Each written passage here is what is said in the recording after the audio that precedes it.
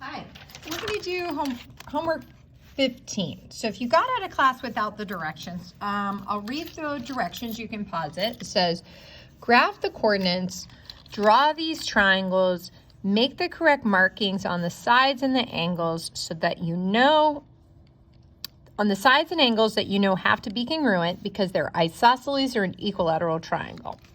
So there's also a warning over here. Watch out for scaling. So that means all sides are different, which must mean all angles are different. Okay, so if you pause the video, make sure you graph triangle ABC and DEF in this section. So 1 and 2, graph ABC and DEF in this section. And again, pause it if you got out of here without the coordinates. Number 3 and 4, graph triangle GHI and JKL in that graph here, based on these quadrants. The third graph triangle ABC and DEF in this bottom left graph. And then last, 7 and 8, graph triangle GHI and JKL in that graph. Okay, so part 1 is graph it. Now we have to go back and put markings on it if we can determine if they're congruent. So let's do it. To find the length of a side in a grid, you can use Pythagorean theorem. Okay, so this is 2. I don't really need Pythagorean theorem. This one is a decimal. So if I go 1, 2, 3, 4, 5, 6 over 1. So the length of this is the square root of 6 squared plus 1 squared. And that's going to be a decimal. This one, to go from A to B, I go 1, 2, 3, 4, 5, 6 over 1. So this one would also be the square root of 6 squared plus 1 squared. So see how we know those are going to be the same decimal. So if they're the same decimal, that means they're the same length, which means these base angles have to be equal.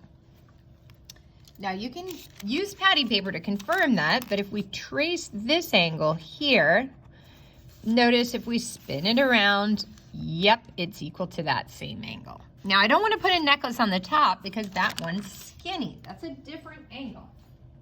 So I'd also like to note this must be an isosceles because it has 2 equal sides, 2 equal angles. And I also want to find this decimal. So 6 times 6 is 36. 1 times 1 is 1. So 36 plus a 1 is 37. So this would be the square root of 37. Okay, so 6.08. This side is about 6.08, but they're definitely exactly equal because they're both equal to the square root of 37. Okay. Now let's look at this guy. This length is 1, 2, 3, 4, 5, 6. 1, 2, 3, 4, 5.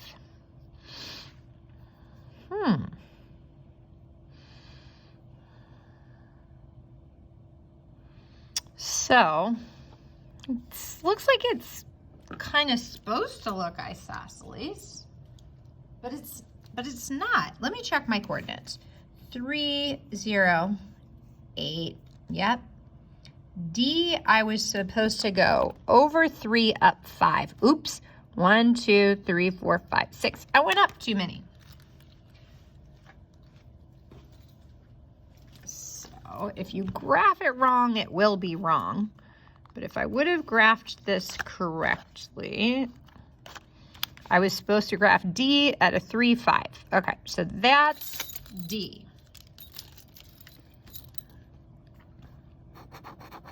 Okay, so this one is feeling very isosceles. This is 5, that's 5. This looks quite a bit longer than 5 and should be, you know, if I go from here to here on the grids, I go up 5 over 5. So it's the square root of 5 squared plus 5 squared. So that's the square root of 50. So that's 7.07. So this distance is 7.07. That's definitely different. So this one is also isosceles. And I'm going to flip this thing on its base. These are the two equal sides. These are the two equal angles. This angle is equal to that angle. This angle's a right angle. So this one's actually not just isosceles, but a right isosceles. Cool, right? Okay, let's keep going. This one's, the distance would be 2, 1, 2, 3, 4, 4. This distance would be a decimal because I would go up 4 over 2, so I'd have to create a triangle there, 4 squared plus 2 squared, and take the square root. That would be 16 and 4. So that'd be the square root of 20. All right, so the square root of 20 is 4.47. So this one must be scaling. All sides are different. So I can't add marks and necklaces because all sides are different. Okay, this one's looking pretty isosceles. Let's see, this is 4, right? And this one, if I go from L to K, I go 1, 2, 3, 4, 5 over 2. This one I go up 5 over 2. So this distance and this distance have to be 5 squared plus 2 squared, and take the square root. So 25 plus 4 is 29. So both of these are the square root of 29, which is a decimal. 5.39. 5.39.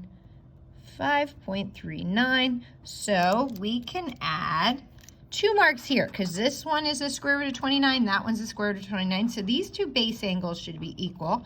But this number 4 is totally different. So this one is an isosceles. Awesome. Okay, let's keep going. We got, ooh, this one, both of these are looking like right triangles. Let's see if they're isosceles. This is a 3. That's a 4. And this, if I went from F to E, I went up 3 over 4. So it'd be the square root of 3 squared plus 4 squared. So that would be square root of 9 plus another 16 would be the square root of 25, which is actually not even a decimal, it's 5. So notice these are all different lengths, so I gotta say scaling. All right, let's look at this. But it's a right triangle, so I'm gonna call it a right scaling. Look at this one. This one looks to be 4. That one looks to be 4, so I can already say these two are equal. Now this length, if I went from A to C, I went up 4 over 4, so the right triangle using Pythagorean theorem would be 4 squared plus 4 squared. Okay, so that's 16 plus 16 is the square root of 32. So that length is the square root of 32, which is a decimal, 5.66. So this length is a little bit longer. So this looks isosceles. All 3 sides are not equal. 2 of the 3 sides are equal. So it's isosceles, and it's also a right triangle. Now I have to flip it on its base, and I can't forget to add these two. That's 4 and that's 4, so that means this angle and this angle have to be congruent. Awesome. One more set. It looks like that's 3 and that's 3. So those are isosceles. And I can flip it on its base. These angles have to be equal. Okay, now let's find the distance HI. So to get from H to I would go up 3 over 3. So that would create Pythagorean theorem, 3 squared plus 3 squared, and take the square root. So that'd be the square root of 18. So let's see what that decimal is. The square root of 18 is 4.24. So, yep, that's definitely a longer side than these two sides. So I'm going to have to call that a right isosceles. Okay, last one. This is 1, 2, 3, 4, 5, 6, 7, 8, 9, 10. 10. And so these are shorter than 10 for sure. So it's definitely looking isosceles. So let's figure this out. I went up 5 over 5, up 5 over 5. So this length would be 5 squared plus 5 squared, and take the square root. That would be the square root of 50. And this side should be the same thing, right? Up 5 over 5, so 5 squared plus 5 squared. So let's find that length there. The square root of 50 is 7.07. So this distance 7.07, this distance is 7.07. So they're definitely equal length, the square root of 50, square root of 50, which means their base angles have to be equal. And so this is definitely isosceles. This is third side is different. The big question mark is that a right angle? So to figure that out, we have to go back to the definition of perpendicular. So the definition of perpendicular means to meet at a 90-degree angle. Well, we know two slopes meet at a 90-degree angle if they're opposite reciprocals. Okay, so let's look at the slope of JK. The slope of JK is rise 5, run 5. Rise 5, run 5. Okay, so that would be 5 over 5 or 1 over 1 or just plain old 1. Okay, the opposite of positive 1 is negative 1. Okay, so now we just have to figure out the reciprocal. The reciprocal of 1, or 1 over 1. So I'm running out of room, but if I write the reciprocal of 1 over 1 would just be 1 over 1. I flipped it upside down. So the opposite reciprocal of the slope of 1 is the slope negative 1. So we have to say that the slope of KL must be negative 1. See how from going to K to L, I fall 1, I run 1, fall 1, run 1, fall 1, run 1. So that's true. That means since they're the opposite reciprocals, that has to be a right angle. So this time, looking like 90 degrees is actually true. Thanks for joining us.